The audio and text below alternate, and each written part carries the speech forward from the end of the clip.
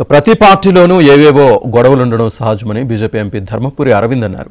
BJP పాత అధ్యక్షుడు కిషన్ రెడ్డి ప్రస్తుతం ఉన్న కొత్త అధ్యక్షుడు రామచంద్రరావు కలిసి వీరిద్దరు వివాదాన్ని పరిష్కరించాలని సూచించారు.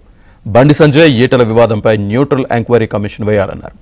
అవసరమైతే బీజేపీ అధిష్టానం కలగజేసుకుని వివాదాన్ని సమసిపోయేలా చూడాలని ఎంపీ ధర్మపురి అరవింద్ చెప్పారు. రాజగోపాల్ రెడ్డి ఏం చేస్తున్నాడు? రాజగోపాల్ రెడ్డి ఏం చేస్తున్నాడు? కాంగ్రెస్ పార్టీలో ఏమవుతుంది? కొండా మురళి గారు ఏం చేస్తున్నారు? కొండా సురేఖ గారు ఏం చేస్తున్నారు? కవిత గారు ఏం చేస్తున్నారు? కేటీఆర్ గారు ఏం చేస్తున్నారు? చెప్పవు. ఒక పార్టీ అన్నాక ఇవన్నీ నడుస్తూ ఉంటాయి. ఇప్పుడు ఉన్న అధ్యక్షులు రామచంద్రరావు గారు, ఇంతకుముందు ఉన్న ఇమీడియట్ ఈ మధ్యనే రిప్లేస్ అయిన కిషన్ రెడ్డి గారు, వాళ్ళు చూసుకొని మాట్లాడుకోవాలా. దూరం పోనీయద్దు, దూరం పోనీయద్దు.